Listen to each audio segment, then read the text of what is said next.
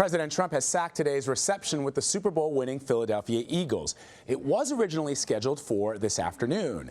Philadelphia Mayor Jim Kenney responded to the decision, saying, quote, "Disinviting them from the White House only proves that our president is not a true patriot." The mayor also said Philadelphia City Hall is always open for celebration. And Philadelphia Mayor Jim Kenney is joining me now to talk about all this. Thank you so much, sir, for being with us. My pleasure. Nice to be here. So in your statement, you say that the Eagles call the birthplace of democracy home. Of course, that is Philly, USA. What was your initial reaction when you heard that the president rescinded his invitation to the Eagles? Well, I wasn't shocked that he did that, but I was also kind of happy he did it because I didn't want this team to be disunited over this issue. If he banned all of them from coming, then all of them as a team won't come.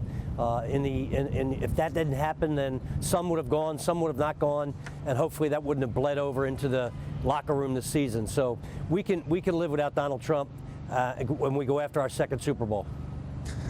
Your response, though, did have a very serious tone, and the NFL Players Association echoed your response, saying it was disappointed with the decision and was forced to cancel player-led community service events in the D.C. area.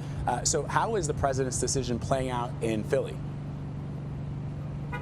Well, we really don't care. It's the first Super Bowl we've won in 50 years, and we're proud to have beaten the New England Patriots.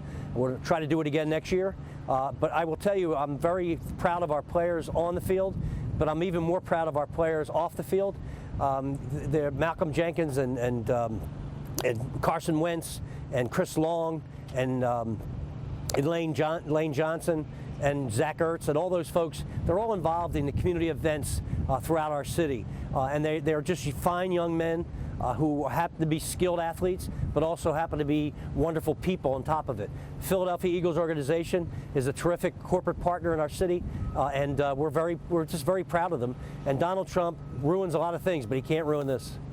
You know, it's interesting because we know that the president has been at odd ends with the NFL because of certain players deciding to take a kneel to highlight the police brutality against African Americans. And yet, in Philadelphia, the Philadelphia Eagles did not have one single player that took a knee during the national anthem in the 2017 season. There was one player during the preseason who did take a knee. He was ultimately cut by the team. So have you heard from the White House as to the exact reason why the president is doing this? Is it just because there are a number of players who were choosing not to go to the White House?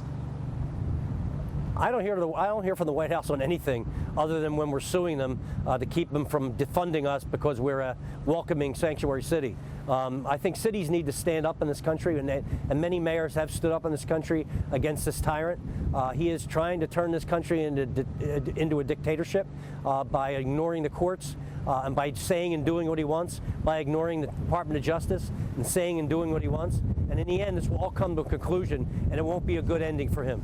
Mr. Mayor, you believe the President of the United States, Donald Trump, is trying to turn this country, turn his presidency into a dictatorship? Well, I think what he's trying to do is, I mean, obviously, he doesn't listen to anyone. He doesn't listen to Congress. He doesn't listen to the courts. And he also allies himself with strong men around the world, people who are dictators. So he seems to be more comfortable with Vladimir Putin and Kim Jong-un and others. And I think that's what he would like this country to be. And it's never going to be that, despite how hard he tries. All right, I want to play a bit of sound from some of the players who had said that they would not attend the White House ceremony. We have a great locker room full of understanding guys. You know, right now guys are talking about going to the White House, not going to the White House. Guys have different politics with different worldviews, and we all love each other, and we don't judge each other. There's definitely going to be that flexibility where if you don't want to go, you don't have to go, but there's some other things we'll be able to do in D.C. as a team.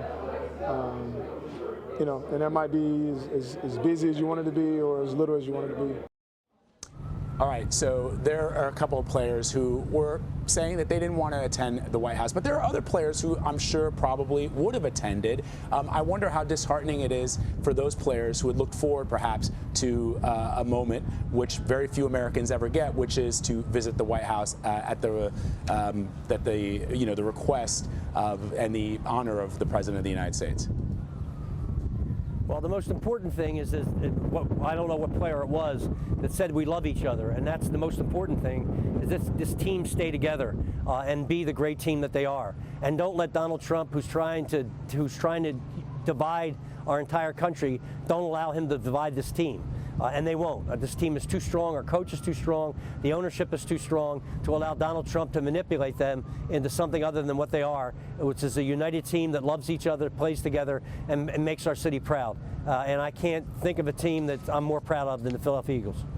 Mr. Mayor, always good to talk to you. Thank you so much for spending some time with us. My pleasure. I'm a Giants fan, but I definitely, yeah, I see you're already talking about next year. I feel bad for you as a Giants fan, but go Birds.